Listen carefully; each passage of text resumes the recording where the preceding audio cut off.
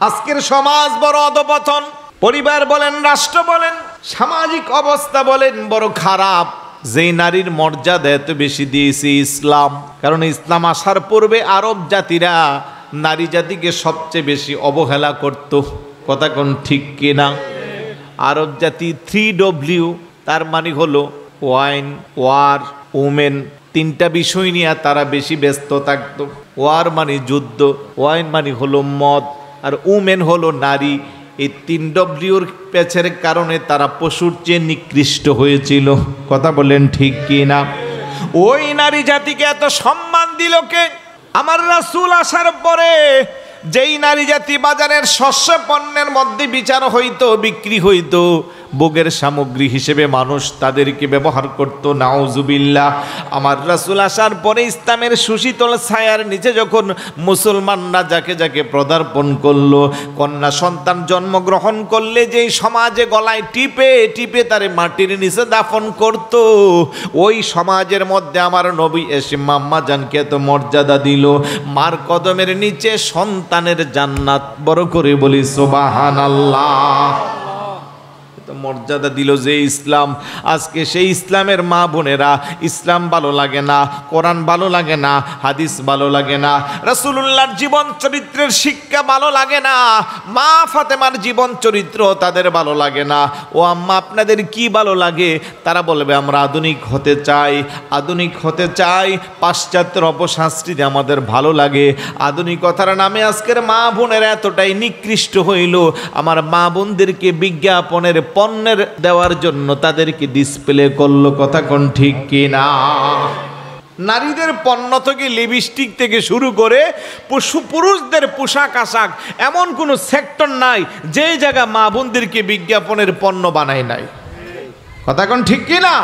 আজকে যে কোনো অ্যাড দেখবেন, রাস্তা দিয়া চলবেন, যেদিকে চোখ যাইবেন নারী। এক ভদ্রলোক ঢাকা শহরে গেছে, ডানে তাকাই নারী, বামে তাকাই নারী, সামনে নারী, পিছনে নারী। সিদ্ধান্ত নিল উপরের দিকে হইয়া হইল একটু হাঁটবো, তাও চোখগুলারে হেফাজত করব। বেচারা উপরের দিকে তাকাইয়া দেখে 15 তলার উপরেও বারান্দায় নারী। নাউজুবিল্লাহ বলবেন না? তার মানে ইসলাম যে নারীকে এত মর্যাদা দিল, নারীকে পর্দার ব্যবস্থা করে দিল, সেই ইসলামকে বৃদ্ধাঙ্গুল দেখায়া মা ফাতেমা রাদিয়াল্লাহু তাআলা আনহার জীবন চরিত্রকে দূরে সরাইয়া আমার মা নিজেই নিজের মতো চলা যখন শুরু করলো, তখনই অভিশপ্ত জীবন শুরু হয়ে গেল। তখনই নারী কখনো হত্যার শিকার হয়, কখনো দর্শনের শিকার হয়, কখনো নারীর ইজ্জত লুণ্ঠন হয়, কখনো নারী ছিনতাইকারী, কখনো নারী ডাকাত, কখনো নারী চুরিকারী হয়, কখনো নারীর কারণে স্বামীর জীবন নষ্ট হয়, কখনো নারী সন্তানকে নিজে জবাই করে ফেলে, কখনো নারী আব্বা আম্মাকে জবাই করে। এই দৃষ্টান্ত বাংলাদেশে আছে না নাই? আওয়াজ দেয়া বলুন, আছে না নাই? আব্বা আম্মা দুইজনকে জবাই করেছিল, সেই নারীর কথা মনে আসেনি? কি নাম? ঐশী। এই তো মনে আছে, বলেন কি নাম? ঐশী। বাবাও পুলিশ অফিসার, মাও পুলিশ অফিসার, কিন্তু সন্তানকে ইসলামের শিক্ষা দিতে পারে নাই, কোরআনের শিক্ষা দিতে পারে নাই। সেই সন্তানের হাতে মা বাবা দুইজনকে জবাই করে খুন করলো। মা ময়না নামের সেই মেয়েকে জবাই করেছে, হত্যা করেছে। কথা কোন ঠিক না? কেন? মার জীবন চরিত্রে যখন স্পট করে গেল, আর তার রাজশাহী যখন নিজের পেটের সন্তান হয়ে গেল, তখন মা চিন্তা করলো আমাকে বাঁচাতে হলে সন্তানকে মেরে ফেলতে হবে। নাউজুবিল্লাহ বলবেন না? মা নিজে চাচার সহযোগিতা নিয়ে কি ফুটফুটে বাচ্চাটাকে মেরে ফেললো। কথা কোন ঠিক না? ও ভাই, এরকম একটা দুইটা না, বাংলাদেশে হাজারো চরিত্রের স্মৃতি আমাদের মাঝে আছে না নাই? জোরে বলুন, আছে না নাই? তার একমাত্র কারণ হলো মা বোনেরা ইসলাম থেকে যতই দূরে সরে গেল, তখন তাদের অধপতন শুরু হয়ে গেল। যে মার পেটটা দামি হলে সন্তান দামি হয়।